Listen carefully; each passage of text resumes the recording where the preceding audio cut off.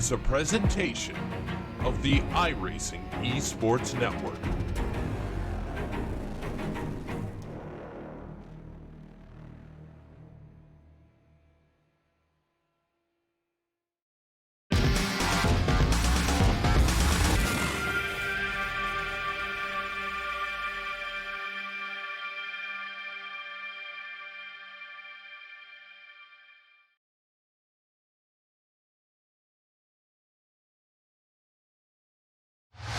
To the front bumper, and he hits him again now.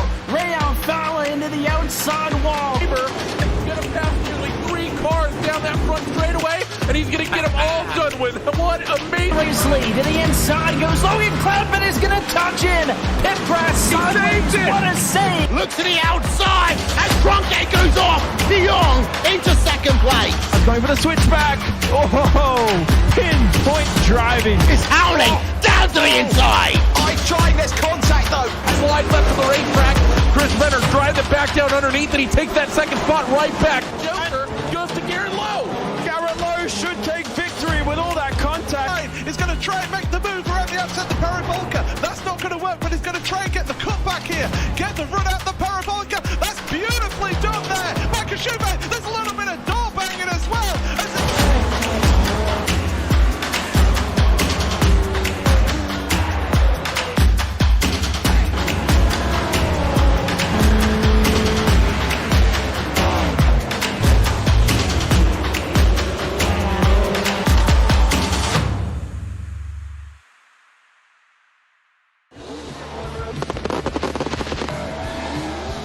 Here's to hugging corners, not cutting them. To grinding away, not grinding to a halt. Here's to those who stay true to the old saying, if you want something done right, you do it yourself. From Tallboy Storage to the latest line of extreme grip hand tools, Craftsman is there when it matters.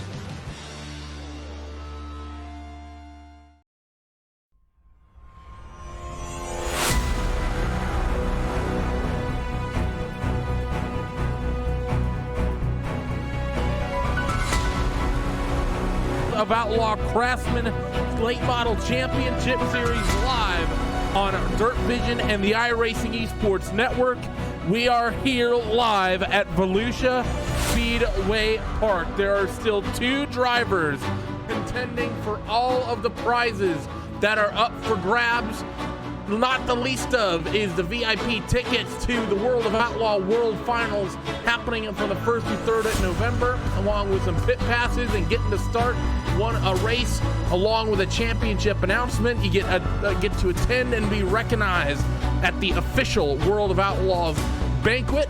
This includes an official World of Outlaw trophy, $3,000 championship check, a Craftsman 319-piece mechanics tool set, because we know that everyone's going to lose the 10mm socket, an MPI steering wheel, along with one-on-one instructional driving with Clint Boyer and his 2-seater dirt late model at the dirt track at Charlotte on Halloween. Clint will show the champion of this series here a little bit of the ropes of what it takes to drive one of these cars in real life. The 2 contenders we still have in this championship are Zach Leonardi and Howard Weaver. And coming into this penultimate round, Howard Weaver has a 13-point advantage over Zach Leonardi.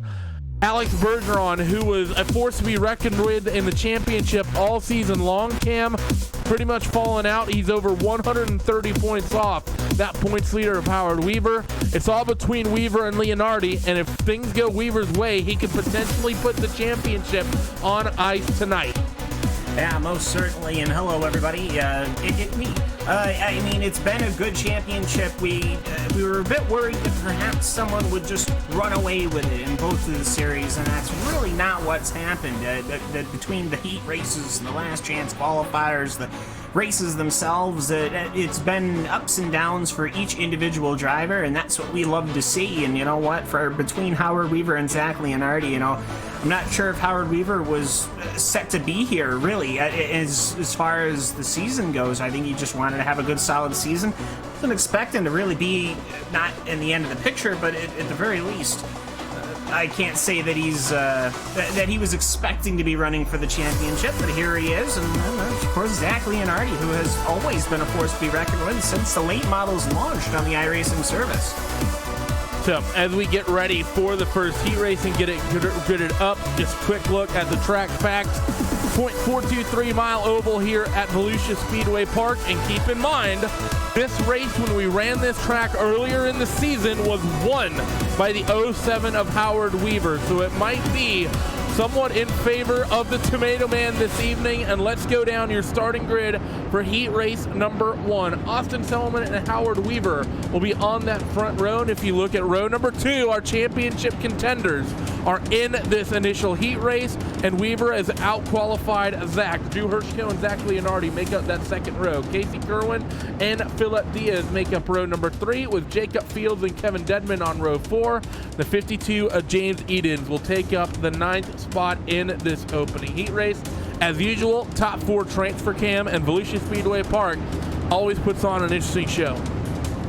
Well, that it does, and I'm pretty excited to see what these guys are going to be able to do here as they'll get ready to take the green here to kick off our night. As it'll be interesting to see how Casey Kerwin leads this with Volusia. It's always tricky. I'm used to sprint cars. Let's see how the late models handle it.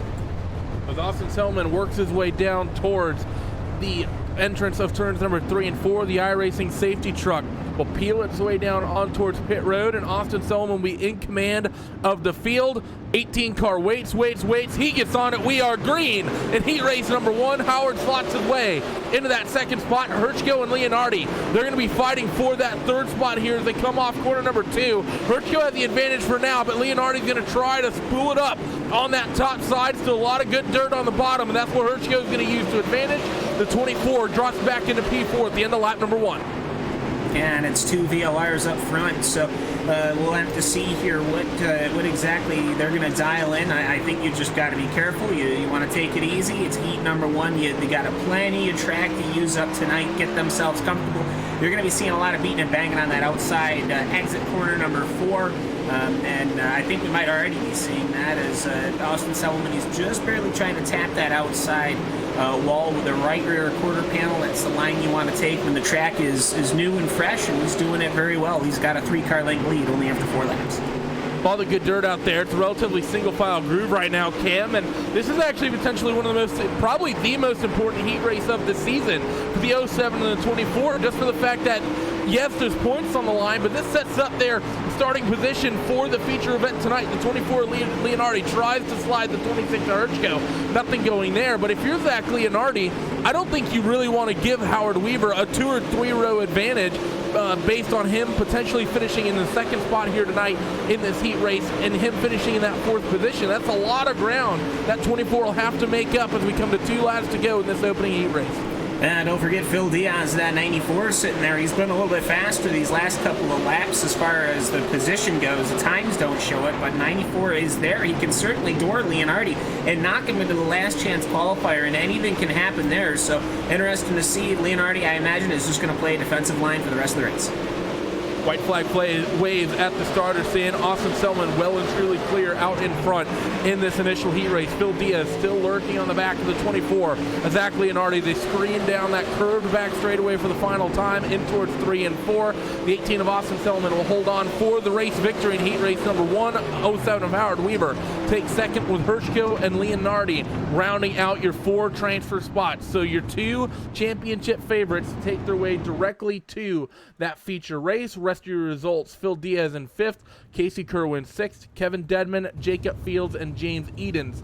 They will be the cars that we see going into the last chance qualifier. But I think the big, really the important thing tonight, Cam, is really focusing on that 07 and the 24, because everything they do is under a microscope tonight just based on what's at stake.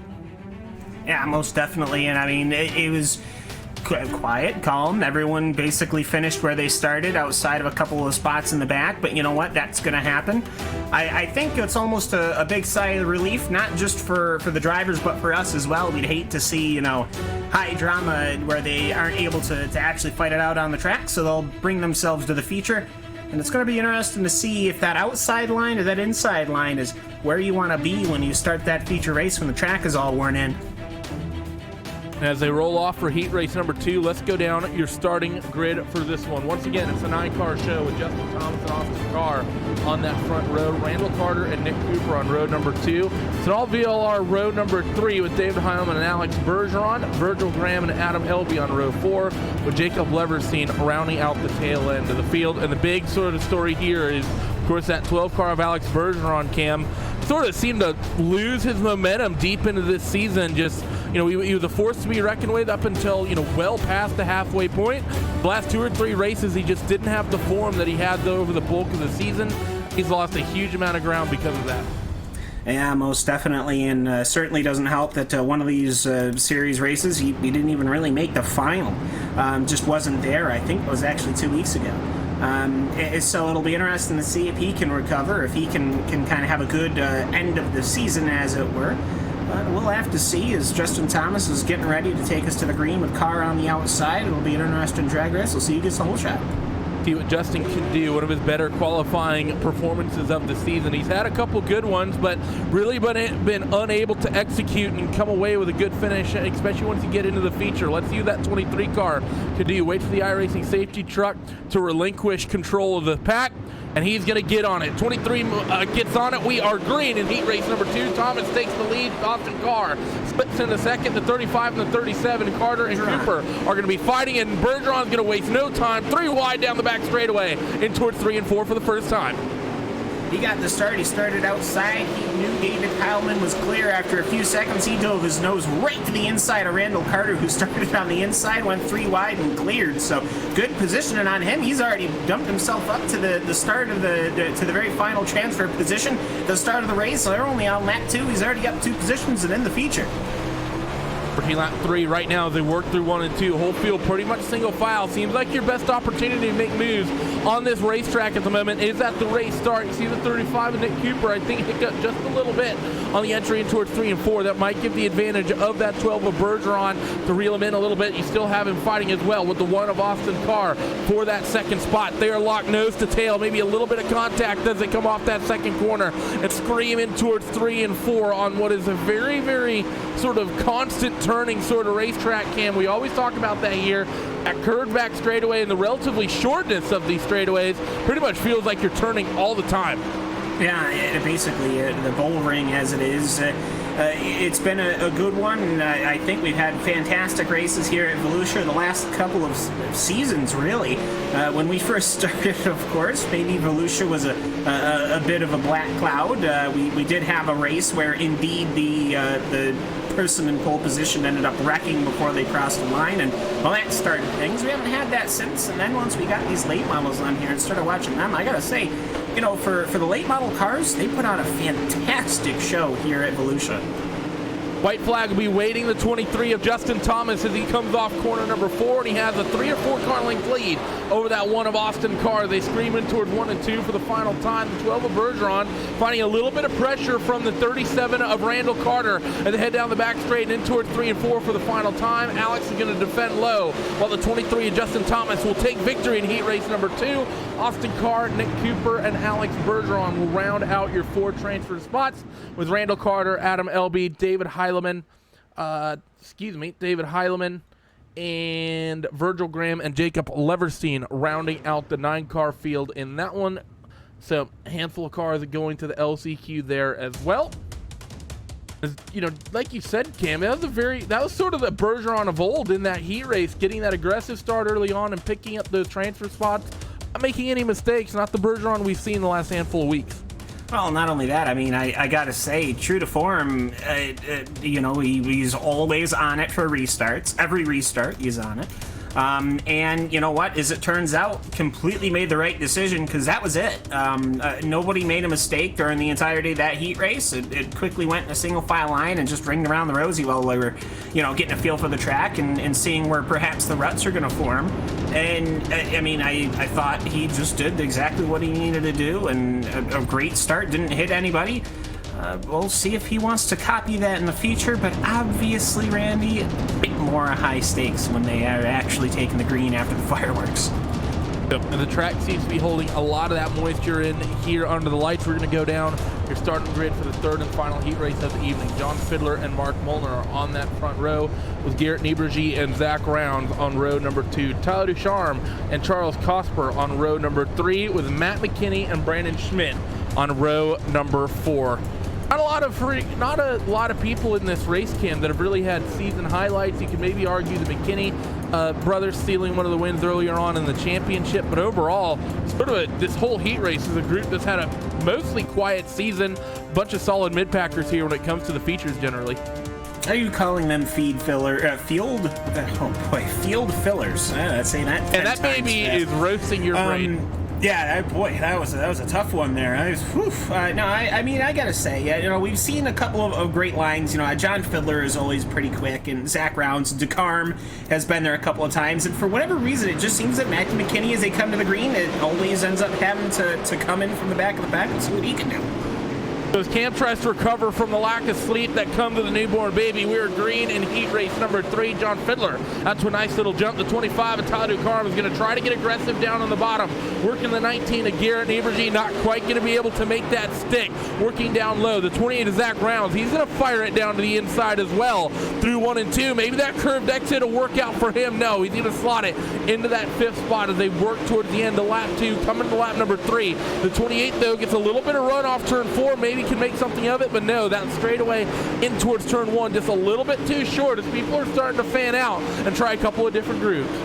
Yeah, and I think Ducharme's really running that inside line. He's trying that dead zone car to get that left front to kind of hook in and help swing the rear of the car around.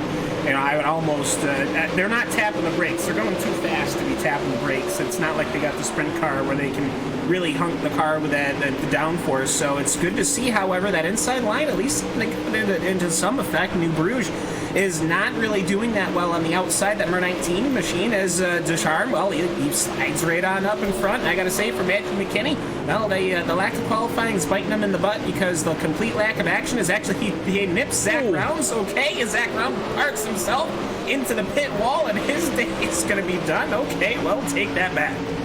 Night over there for Zach Rounds. That's going to be a free spot there for Matt McKinney. Sort of one of those awkward little situations that you often get here in late models, just misjudging the nose, I think, ever so slightly. 2 laps to go.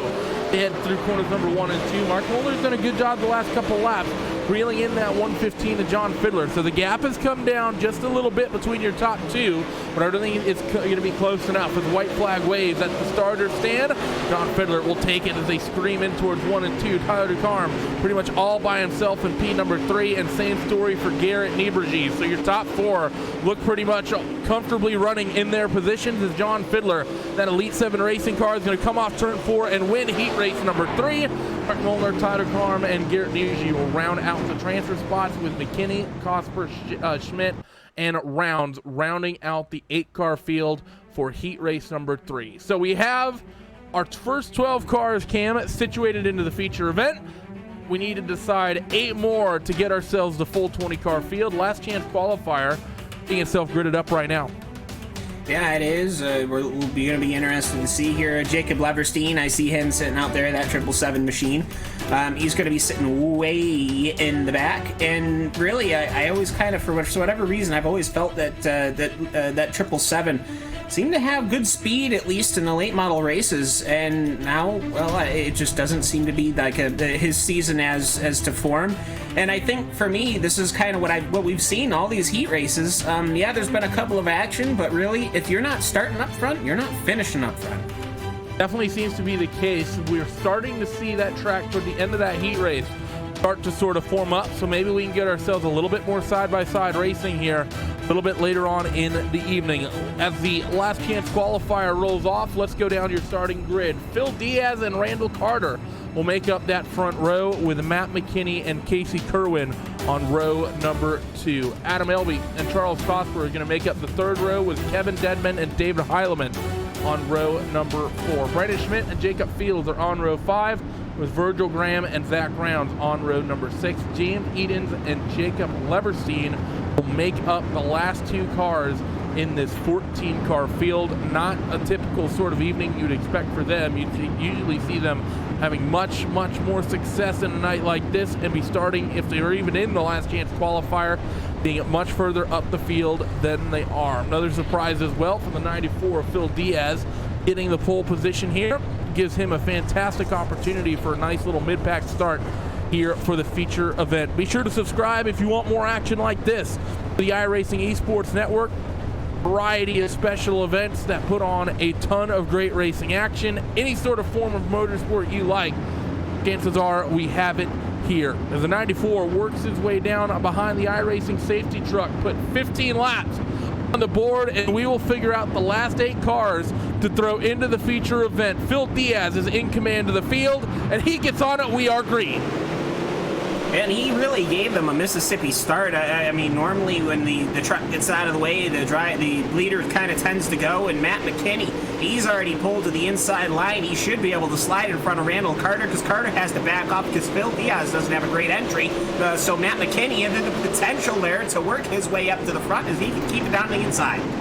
How aggressive do you really want to be here, knowing that you're comfortably in a transfer spot? The 37 of Randall Carter, I think it's a bite of what I'm talking about. A little bit of contact there, and Matt McKinney is going to try to slot his way into this race lead. The 5 car goes around. That was Kevin Dedman.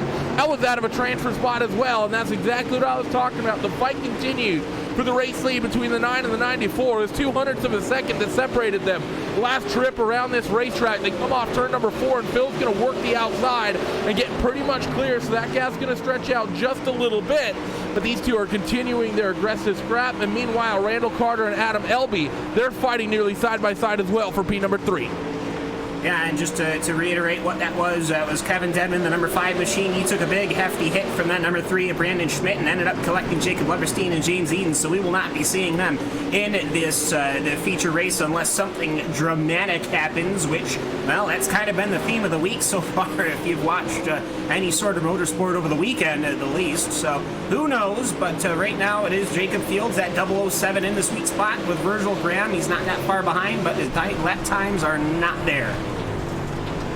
That time's definitely struggling here, and we're going to have to keep an eye on this bubble spot currently held by the 007 of Jake Fields. The 21 of David Heilman is fighting with this as well. They're both currently holding transfer spots, so it's not a fight for who's going to be in and who's going to be out necessarily, Cam, but they're just duking it out because neither of them wants to be the bubble boy. Right now, the 007 of Jacob Fields, he gets sent into the rearview mirror, the 21 of David Heilman, so Jacob, by the looks of things, is going to have to play that bubble spot as Virgil Graham and Zach Rounds continue to try to fight and work their way forward. Yeah, and we got to remember here, it's almost a 16-second lap, which is a bit different from what you normally expect. Everyone looks at Volusia, you go, okay, bull ring, not that big, but really being just about half a mile means that the laps actually do kick. We are only halfway through this feature, through this consolation last chance qualifier. The feature is going to be 50 laps. It's going to be a very long race, so the track is only going to get more worn in. Watching Phil Diaz here, he seemed to be a bit not, he didn't have the best positioning at the start of the race as Matt McKinney goes to the inside. He tries that inside line again, but it looks to me like the 94 has cleared himself out. The 94 started to hook things up top. That bottom groove is really struggling coming in. Hopefully we get some long green flag racing and see that top line really get worn out in the 50-lap feature here this evening. It's still going to be, actually, David Heineman has gotten sent back down to the bubble spot, so not exactly sure what Jacob Fields managed to do, but he's going to be happy that he did it as they're working lap 12 of 15. Down now on towards the back straightaway in towards 3 and 4, coming to just a couple laps to go. Phil Diaz is going to start lap number 13 of 15 right here, right now. Your leaders are starting to spread themselves out. More or less single file. Adam Elby and Charles Cosper, they're toning their fight down just a little bit as well. Obstacle sticks in the air for your race leaders and everybody pretty much. They come underneath the iRacing starter stand. So 1 mile left in the LCQ to set the top 20. Yeah, and it's been a good race up front, and just that one mistake set those 4 cars back, James Eames and Leverstein and the rest, and ultimately, I got to say, for Phil Diaz, he recovered nicely. For Matt McKinney, good for him. At least we know that he knows how to be aggressive at the start when they start the feature race. And we know for sure that the McKinneys know how to be aggressive. The fight is on for the bubble spot a little bit as Phil Diaz is going to come off of turns 3 and 4 and win the LCQ. The 21 of David Heilman, he's going to hold on by just enough to be able to punch his way through into the feature event tonight. Your post-race results for the B main here: Phil Diaz, Matt McKinney, Randall Carter, Adam Elby, Charles Cosper, Jacob Fields, Casey Kerwin, and David Heileman, your top 8. They get their way into the feature event with Zach Rounds, James Edens, Jacob Leverstein, Virgil Graham, Kevin Dedman, and Brandon Schmidt rounding out the 14-car field. Those bottom 6 will be going home for the evening. We're going to take a quick break here, though, on RaceSpot TV, streaming live on Dirt Vision as well as the iRacing Esports Network. We will be back in just a moment. Don't go away.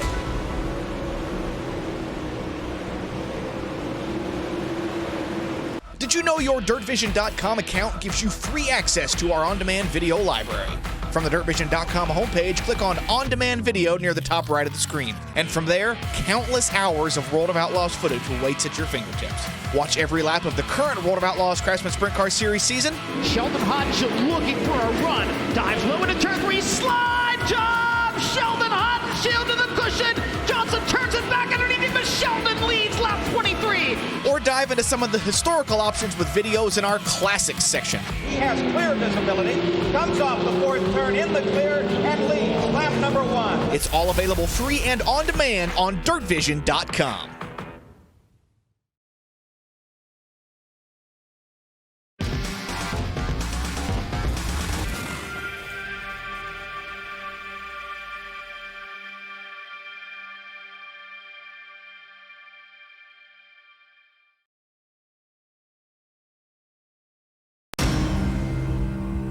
Man, I'm looking forward to the late model championship. It's going to be an exciting season. It all comes down to the wire for that championship right there in Charlotte. I think you're going to be able to go to the World Outlaw, not only the finals right there, but the banquet, and then the ultimate package is to get in my 2-seat dirt late model and burn some laps in the racetrack in real life. So looking forward to seeing whoever's going to conquer all and win that thing and spend some time with them.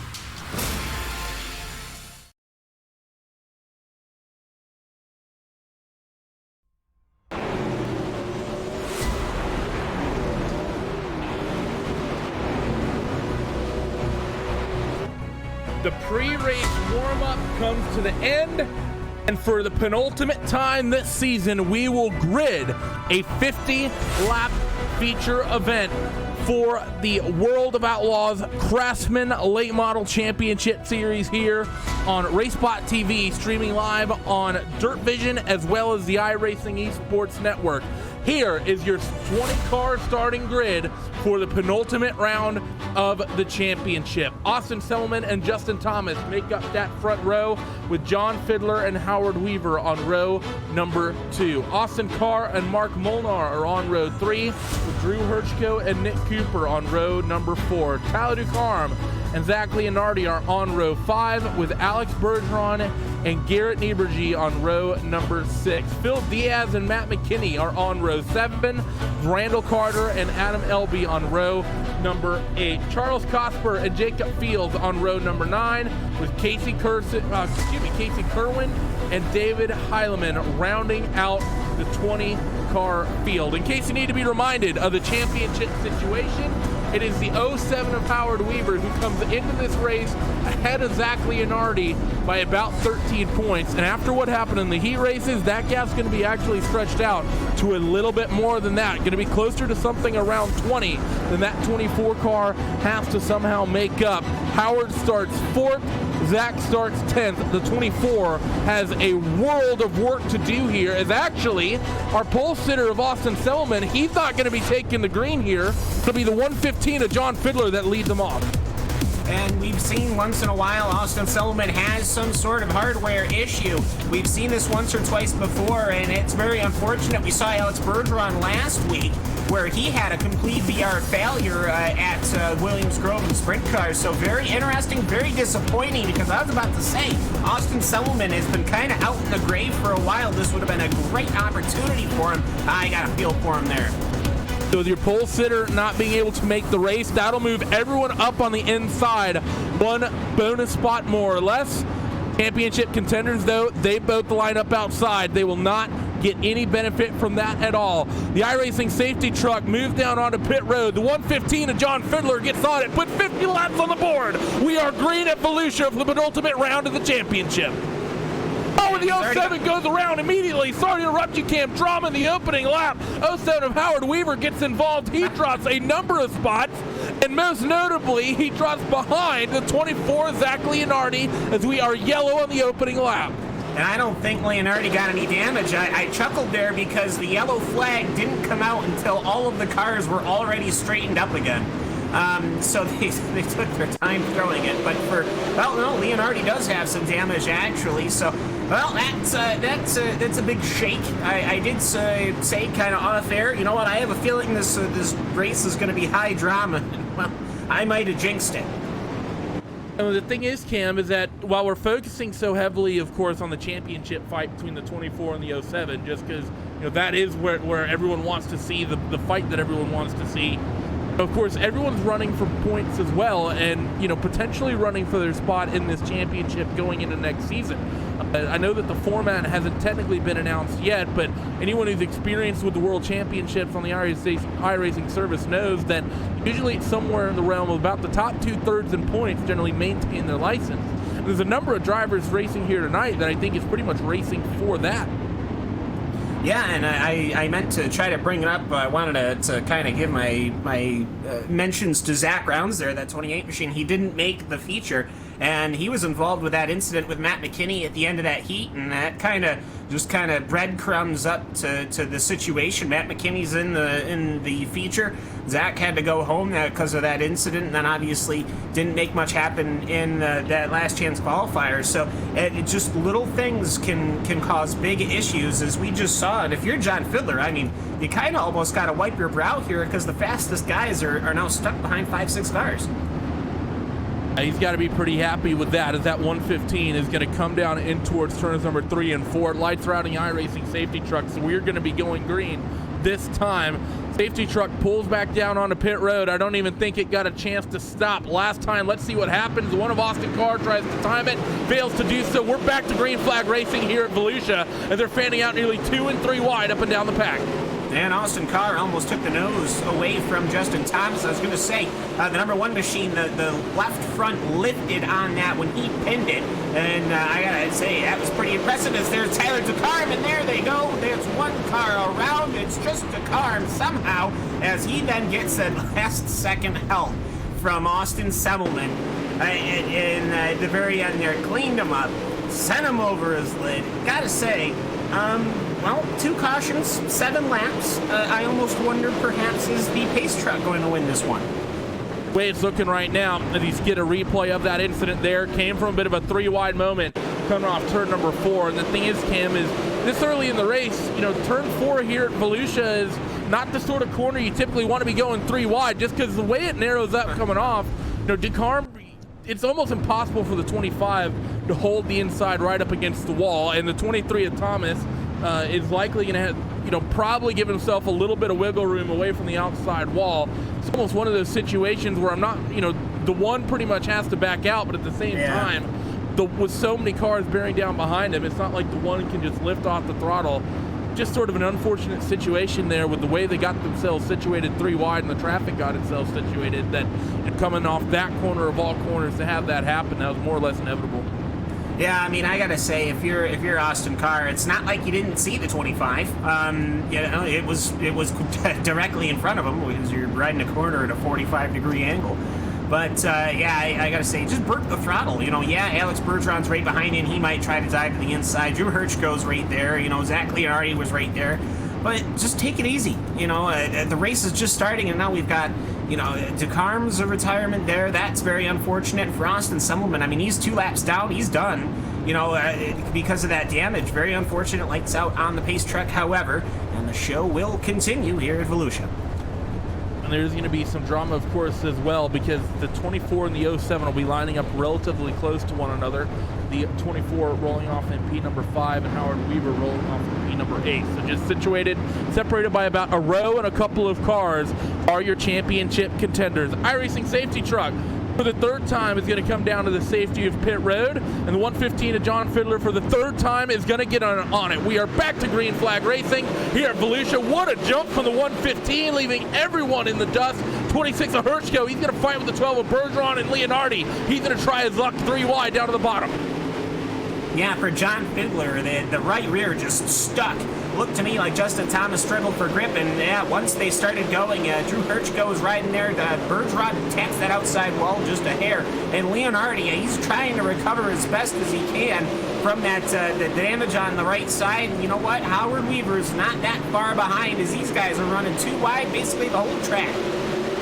2x2 pretty much up and down the field. The 12 and the 24 continuing their little scrap. The 07 Howard Weaver did have a little bit of contact last trip, though, in towards turn 1 with the 1 of Austin Carr. Little contact with the 23 of Justin Thomas and the 94 of Phil Diaz. That's going to drop them back into the 07 of Howard Weaver. So Howard has all sorts of traffic that he has to try and deal with. The 115 of John Fiddler is well and truly out clear in front of this field. Bergeron's going to check the inside of the 26 of Drew Hirschko. Leonardi wants to try to follow him through. If that bottom groove is heating up, doesn't look like it's too quick just yet, because Hirschko gets a great run off the top to be able to hold on to that second spot. Actually, no, Bergeron had it at the stripe, but I think, actually, I take that back. That bottom groove might be coming in, because Bergeron's doing a fantastic job keeping this 26 honest up top. Absolutely, and a great race in there. John Fiddler, 16.443. That is just about faster than everyone else out there, which means John Fiddler, for whatever gap, he can basically wave bye-bye, I think, at this point, unless Bergeron, who throws an absolute slider. But here comes Drew Hirschko on the inside. He will pull along that side. And for Bergeron, he'll have the square up on the outside, but you know what? He's going to find himself in the exact same situation as Drew was before, because Drew taps that inside wall, which is so easy to do. It's concrete. The track goes right up to it. That allows Bergeron to pull up ahead just enough, and there he goes. He closes the door. So Bergeron is now safely in second. I wanted to kind of bring the point back to that 115. He's almost got the entire backstretch to himself. Because of what the fighting they're doing back there. And for Alex Bergeron, well, he finished in 4th place, the final transfer position in one of the heats, and now look at him, he's running his second. Alex is doing a fantastic job tonight. We haven't seen him be this alive in quite a while. The 115 of John Fiddler, like Cam has been saying, out to a 1.5 second lead over the rest of the field as we're approaching halfway. The 26 of Drew Hirschko still working the 12 car of Alex Bergeron, and behind them, our championship leaders are starting to line up to duke it out. The 07 of Howard Weaver trying to reel in that 24 of Zach Leonardi. They'll be fighting it out from the 4th spot on the racetrack for some very, very important points if the 07 can get there. But the thing is, Cam, is that we know that from what we've seen all season, these dead zone cars with the likes of Leonardi and whatnot, they are very, very good when the track ends up slicking off. So if you're the 07, you may not ever have a chance to get there. The 26 and the 12 continue to scrap it out in front of the 24 of Leonardi. Yeah, John Fiddler has gone faster. He's now doing 16.3s. I almost worry perhaps if he's going to potentially get this lap traffic once the laps start ticking away here.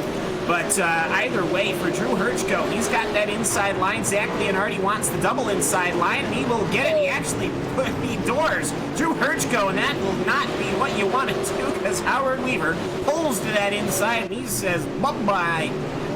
That's what I'm talking about when I talk about risk management. The 24, Zach Leonardi, he was going for the goal, trying to make it 3 wide down on the bottom. That opened the door for the 07 of Howard Weaver. So for Zach Leonardi, he went from having his championship rival 1 spot behind him to having 1 spot out in front of him. So now the 24, roles get reversed once again. He has to chase down this 07, try to get himself as many points as he can going into the final round, because with Howard beating him in the heat race, that's going to give Howard a slight points advantage through that initial heat race. I think if Leonardi is able to finish just a couple of spots ahead of Howard, they'll be more or less equal going into the final round at Charlotte. But if Howard's able to finish just 1 or 2 spots ahead here, Cam, that's going to be the difference between them being more or less equal on equal footing going into Charlotte versus Howard having a potential 20 to 30 point lead.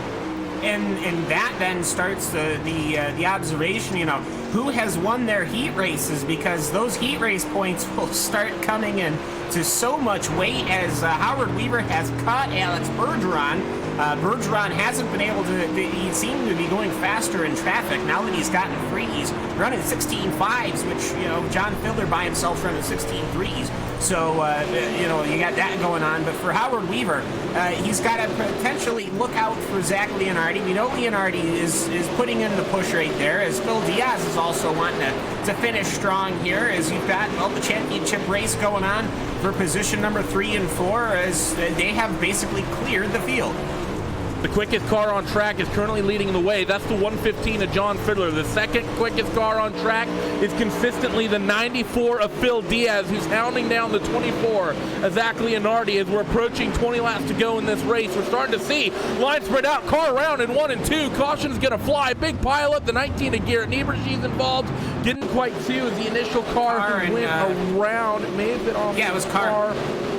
As well as the 74 of Adam Elby. Kenny, I think. No, actually, I'm sorry. I had this called wrong. This happened just to the number 97. Yeah, Mark Molnar ended up taking a tip from Adam Elby. The 97 as well as that number 74 car made a little bit of contact. It was the 74 of Elby who got in the back of Molnar in towards 1 and 2. That pretty much left the 1 and the 9 and the 21 and the 007 pretty much nowhere to go, Cam. And they, you know, not much you can do there when you're sideways through 1 and 2 and the cars spin in front of you, blocking the track. Not much you can do than just pretty much slide your way into the exit. Yeah, I mean, 2,300 pounds is sitting there, you know, as what is going on up front here? Yeah, I just noticed what is that going too. on up here? John Fiddler has, I don't know. I think, you know what? I'm wondering. That was a wheel failure. That's just a hardware failure, I think. I'm not sure what exactly happened to the 115. Don't know if it was a wheel and for maybe a cable. VR going. I'm not sure what's going on with the 12, but the 115, I could definitely tell his hands just completely stopped. His hands snapped basically to center, and that's the classic sign that your wheel is basically just DC'd from your PC for some reason. So potential drama here for the 115, leading the race with 20 laps to go. He's just lucky that happened under caution instead of under green flag conditions, because that would have caused a huge pileup. Lights are out though on the iRacing safety truck, so hopefully the damage isn't too bad for that car. Out in front, we'll have the 115 and the 12 on row 1, and it'll be an all-championship contender row number 2. Weaver on the bottom, Leonardi up top. iRacing safety truck gets ready to peel off of pit road. Inside of 20 laps to go. The 115 and John Fiddler gets on it once again. We are back to green flag racing at Volusia. Who's going to pull ahead? It's going to be the 24 Leonardi who gets the advantage from Howard Weaver. And Bergeron has managed to drive a complete circle around John Fiddler. At the start of that one, he pulled to the inside, he got the overshoot, and then John Fiddler blew by him on the inside on the exit of 2. So, well, Bergeron at least tried, but attempt was made. But for John Fiddler, I think he's just too quick. I think he is just on a rocket right now. He's 9th in points overall. And I got to say, I mean, my hat's off right now to John. A little bit of pressure there. And you got to wonder, you know, well, we are starting October, Randy, so maybe some spooky things going on in the lights here at Volusia. Yep, nothing spookier than the month of October for sure. The 24 Zach Leonardi starts stretching a little bit of an advantage over the 07 of Howard Weaver. You see that out in front. The car we were just riding on board on, the 94 of Phil Diaz, who's fighting with the 26 of Drew Hirchko. John Fiddler's out in front. Leonardi's going to make a move for second. The 12 of Alex Bergeron is going to let him through. Drives it back down to the bottom, though, so maybe not letting him through too much whatsoever. 12 has that position back as he slides through 1 and 2. But Leonardi, once again, is going to get down low and try to make this spot up as well. That's going to cost him time and allows the 07 of Howard Weaver to reel this gap back down and in. Close fighting between these two as Howard's going to pull up alongside with the 24 Zach Leonardi through 1 and 2. Zach's going to try to slide. Alex can't do it. 3 wide here towards the front of your field. Weaver down to the inside on Leonardi, and he's going to pick that spot back up. Slides the 24 nearly into his teammate in the 12, and Weaver's going to pick up the position. Yeah, Weaver's got that position with 11 laps to go here at Barberville, as Alex Bergeron did not want to yield at all one bit. He knows he was once in this championship. Someone's flipped over onto the roof. Someone's into the wall outside. Mark Molnar, he's upside down. He's getting rattled and tattled up around the track, and, well, this changes everything. So a late race caution here at Volusia, and the 97 of Mark Molnar gets a little bit of a love tap, and you know what? I think he's the one who gave the love tap this time. Had the 9 car just about outside of them going in towards turn 3, squeezed him just a little bit too much.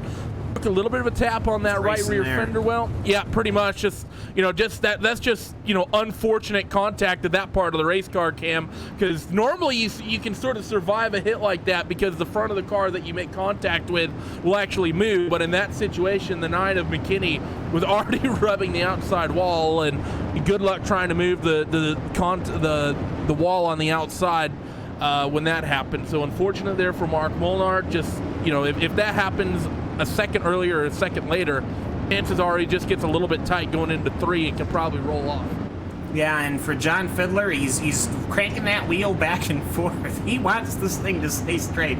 I mean, how much? I remember I was trying to hobble home a win in an open wheel formula car. My steering wheel had completely disconnected from the table, which happens, and you're trying to drive the car as fast as possible on the limit in the lead without the ability to actually have the wheel attached to the table. So I can only imagine the amount of anxiety that has to be when you're going to the green here with 8 to go. Their friend do that during a 24-hour race at the Nürburgring. He was. I can't say what he said, but I was more than amused with the situation. The 115 though, late race restart out in front of the field, inside of 10 laps to go. John has led pretty much every single lap up to this point. How and when is he going to go here? He's got one of the most aggressive time restarters on his outside. He's going to go a little bit early. Alex does a good job. Going to try to slot the outside. Can't get there, though. The 115 shuts the door. That's going to back Alex up to the 24, Zach Leonardi. Weaver's going to try to drive the inside on his championship rival of Leonardi, but we know Weaver has not been great on the inside on the restarts thus far, and once again, he's going to lose out to the 24 Leonardi late in this race. He's going to have to fight with the 94 Phil Diaz. Yeah, and Diaz wants to get some of that cash money. We got to remember these guys are racing for bank per race.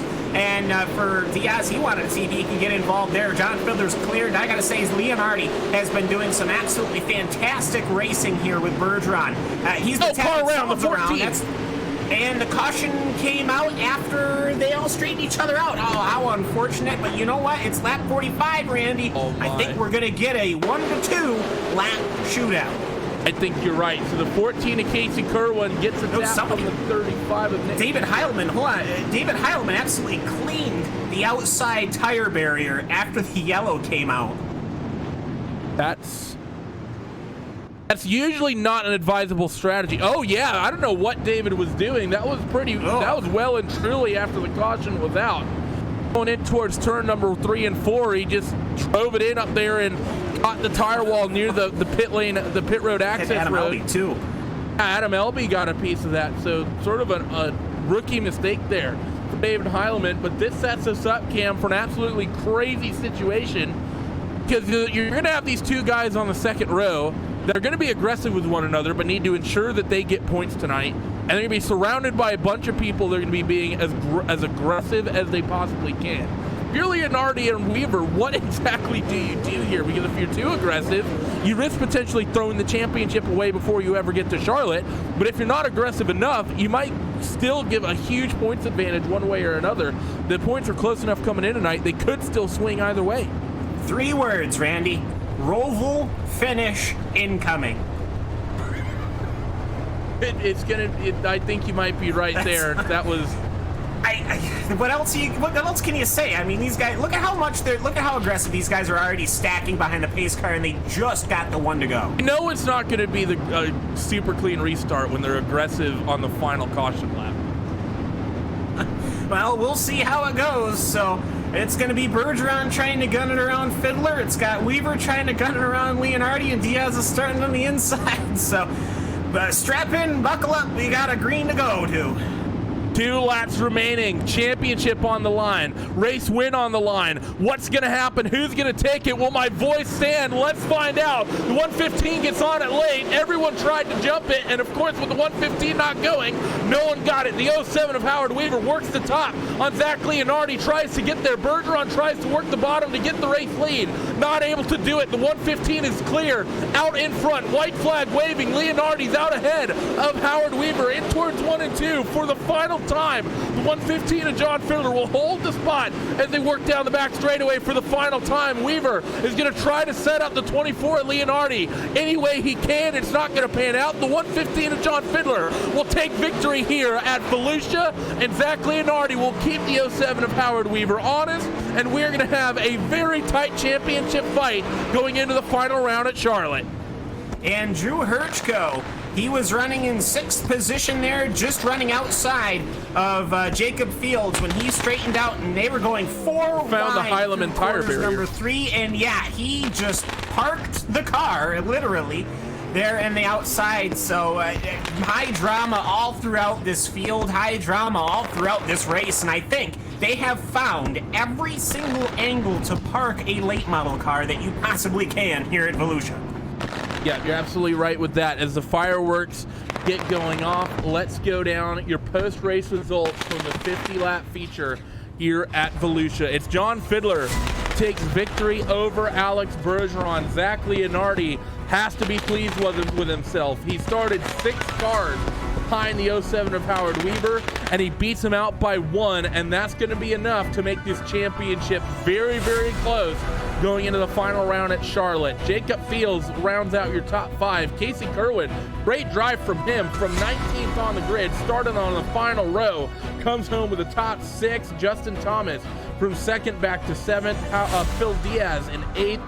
Austin Carr in 9th, and Matt McKinney will round out your top 10. Randall Carter in 11th, Nick Cooper in 12th, Garrett Niebergy in 13th, Charles Cosper in 14th, Adam Elby in 15th, and Drew Hirschko, David Heilemann, Mark Molnar, Tyler Ducarme, and Austin Selman will round out the 20-car field. We are going to step away for a couple moments on RaceSpot TV, streaming live on the iRacing Esports Network and on DirtVision.com, and we'll be back with post-race interviews in just a couple of moments. Don't go away.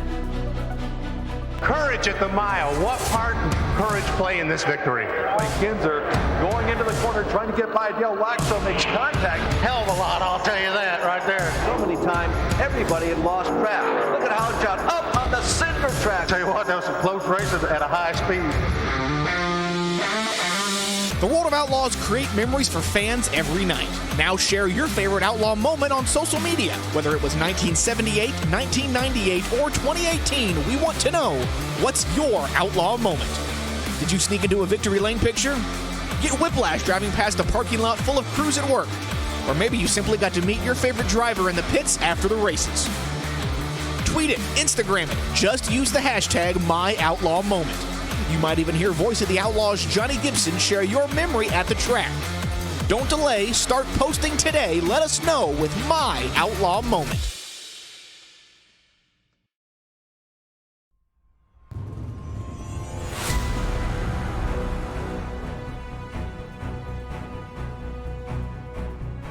Welcome back here to RaceSpot TV, streaming live on the iRacing Esports Network as well as DirtVision.com for what was a fantastic World of Outlaw Craftsman Late Model Championship Series feature event here at Volusia. At the end of it all, despite all the excitement, one car pretty much led, I believe, every single lap.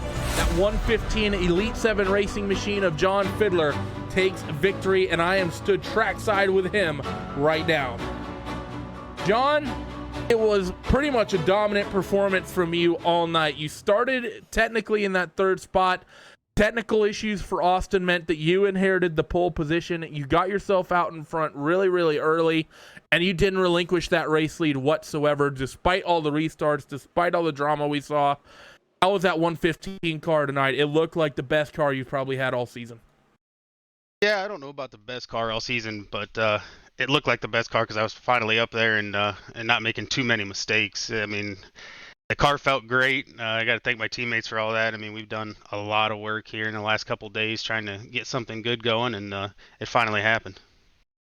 Now, I know this has to be stressful for you coming into a race like this, or dealing with a feature race like this, where you pull out a 1.5 second lead and then you get a caution, then you pull out another gap and then you get a caution. How frustrating is that to deal with, knowing that you keep stretching out advantages, but mistakes behind you are basically wiping that advantage away 3, 4, 5 times a race like we did tonight? Oh, I definitely had a few choice words to myself when those cautions are coming out. I felt like I had a really good lead, and even if I did make a mistake, I felt like I could recover from it without being hurt. And then every time we got a caution, you got the names like Howard Weaver and Alex Bergeron, Zach Leonardi, Drew Hirschko, Austin Carr. They're all right behind you every time you get that caution, starting right behind you. So it's definitely nerve-wracking and real frustrating. I guess sort of the last point is you mentioned those guys like Leonardi and Weaver and Bergeron. Of course, 2 of those names involved with the championship fight right now, Leonardi and Weaver. What's sort of your mindset on that front, trying to sort of deal with the fact that those 2 are fighting with a championship? Like, let's say in this race tonight, if they had started fighting with you, would you have left them a little bit more room to duke it out amongst themselves, or would you have fought just as hard, and if someone ends up spinning across your nose, you don't really care if they were fighting for the championship or not? Oh, we're all competitive. There's no way I'm lifting for any of those guys. We're all going to battle. We're all going to battle. They want to put themselves in that position to possibly get, taken out, and running that hard when you're fighting for a championship, so be it. But we're all going to race, and we're all going to race hard. And I think it looked pretty clean from where I was up front with those guys. But I was more worried about Bergeron and the way he starts. He gets some good restarts. I wasn't worried about the 2 behind. The other 2 seemed like I was pulling on them pretty good after we got going, but Bergeron was definitely the one I was worried about. Thanks for joining us, John. Congratulations on the big win here in the penultimate round of the championship. Before we let you go, who gets it done for that 115 car? I got to thank my teammates again, Elite 7 Racing. You can check us out on Facebook. Elite7racing.com is our website. Trueform Race Products is our sponsor this year, and Water Truck Productions over there. Drew Hirschko does awesome videos and paints for our cars, and I think that's it. What a race. What a race indeed is what the 115 has to say, It's all said and done. So thanks for joining us, John. Good luck to you in the last round at Charlotte in a couple weeks' time. Hey, thanks, guys. I want to thank you guys for doing this, too. You guys do a great job. Hey, John, hold on. What happened to your wheel during the caution there? Honestly, a little technical difficulties. My headset was dying, and I was afraid. For me, I listen to the wheel spin a lot. So when the RPMs go up, I know my wheels are spinning, and my headset was dying, and I was afraid if I'd lost my headset, I was going to lose this race. So I took a chance and tried to get it plugged in, and fumbling around with a VR on, it's difficult. So it was probably pretty comical to see me trying to do that, and I know it probably wasn't good to look at in the broadcast there. I apologize for that, but I had to get it plugged in. Pants off us. I scared me too, because all I did was looked up and I heard crash, and I was really hoping I didn't get Bergeron in with it. All right. Well, there asks that question. Thanks, guys. There he was, 115, John Fiddler. Second place finisher on the night, Alex Bergeron. He stood by with Cam Walsh. Alex Bergeron, good running pretty much all day, fit to form here, Alex at Volusia. It's been a wild couple of weeks, I'd have to say. The momentum has not been with that black and blue number 12, but you know what? You put on a great show. You kept the championship point guys behind you. This is a pretty good flag planted into the Florida soil here at Volusia. Yeah, definitely.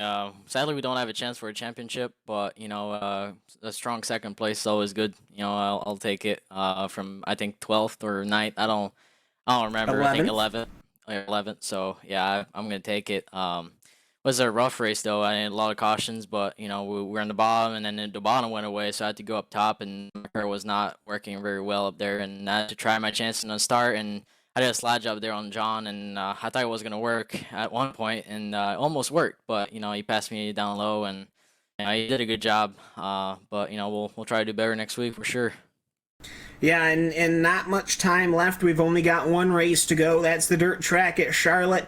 Are you hoping to maybe, obviously you can't play a spoiler for the championship, but you know what? I have a feeling getting the final checkered flag on the opening season probably wouldn't be that bad of a thing. Yeah, for sure. I mean, Charlotte, the last time we were there, I was second behind Zach, so I'm very confident to go in that race. Hopefully, we don't have any bad lucks, and hopefully it turns our way, and we have some luck for a couple of weeks now. So hope it turns to be good for us. Yeah, I hope your VR headset there keeps on trucking. I know last week you had big ol' issues, so hopefully those can get all sorted out. Yeah, there was one caution where both you and John ended up tapping the outside wall during caution there. You scared the pants off of both of us, but the car seemed fine afterwards.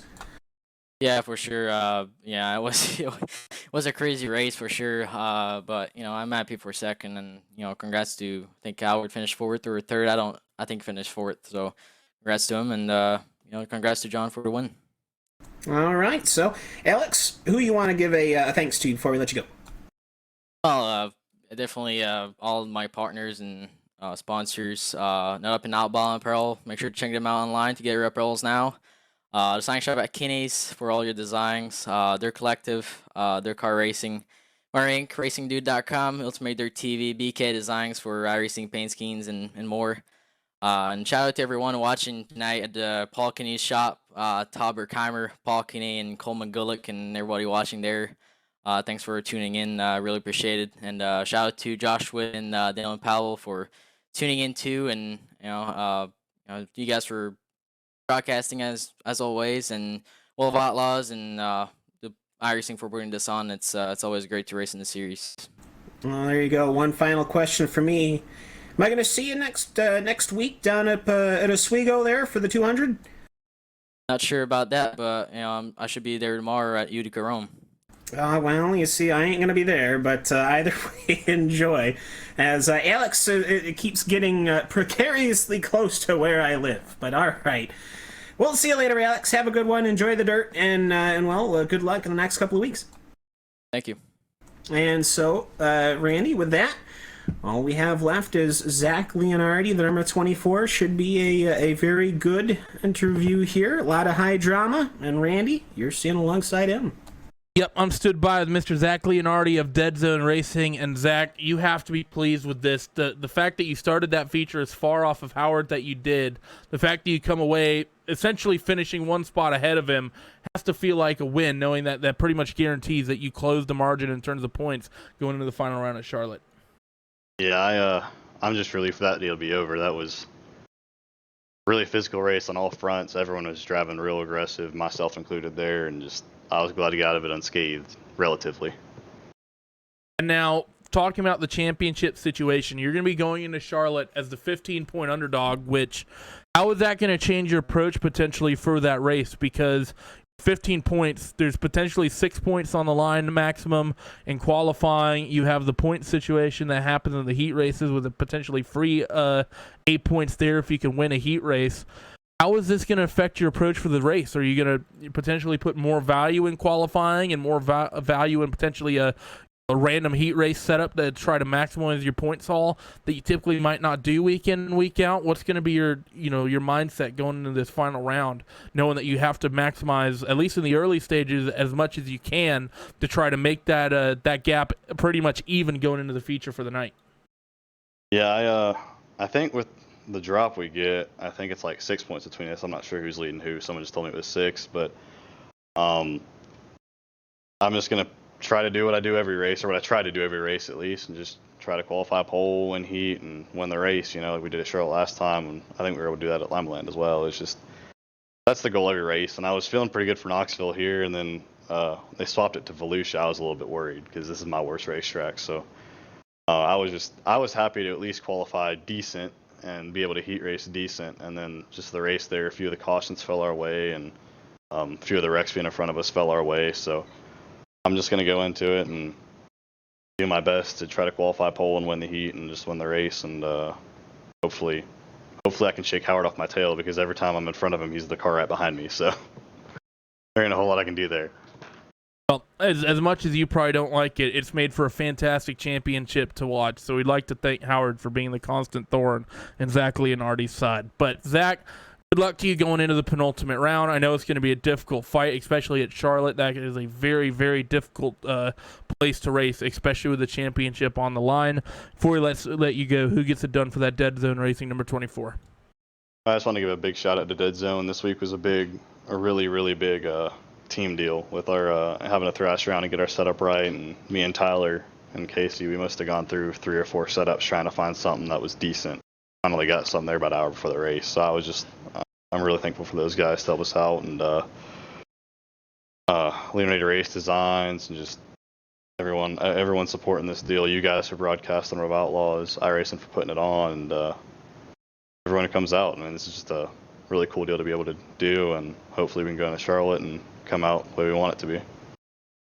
There he was, currently second place in the points. Zach Leonardi managed to bring the gap down just enough, Cam, to I think make this a very doable last race situation for him. We're going to see, I think, some frantic racing both from that 24 car and the 07 at Charlotte in 2 weeks' time. There is a rather particularly large stock car organization that constantly tries to do this thing where they, quote, invent Game 7 moments, unquote. Well, I don't know how better you can write this as far as have a championship boiling down. You've got heat race points, you've got qualifying points, and you've got feature race points. It's going to be fun us trying to keep track of all this. And to be able to just have it be this close after this many weeks of racing every other week, man, I gotta say, this has been a fantastic inaugural season here for the late models, no matter what happens in 2 weeks' time at the dirt track at Charlotte. And, hopefully we're going to be here, and it's going to be a good race, and we're going to see a good race out on track. Because I got to say, it's been a long season already, and for it to come down to this, it's definitely one for the record books. Yeah, it's going to be one for the record books indeed, and this was one for the record books as well, as you have a quick peek at the championship situation going into the final round at the dirt track at Charlotte. Thank you for tuning in, everybody. This is a fantastic event, a fantastic penultimate round for this championship, and I am ecstatic for what's going to happen in a couple weeks' time when these late models take to the dirt track at Charlotte to duke it out for the championship. However, we're not done yet for the sprint cars either. We still have 2 more races to go in the World of Outlaw Craftsman Sprint Car Championship Series. Right now, it's Tim Ryan and Alex Bergeron. They are tight within about 100 points of one another. Tim Ryan, the big favorite. Alex is, of course, going to be doing everything he can to play spoiler. Be here in 7 days' time for the penultimate round of that championship right here on RaceSpot TV, streaming live on DirtVision.com and the iRacing Esports Network as they take to Volusia Speedway Park. Very similar here to the late models, exact pretty much last couple rounds of their championship. That's going to be exciting. Be there. I know me and Cam will be.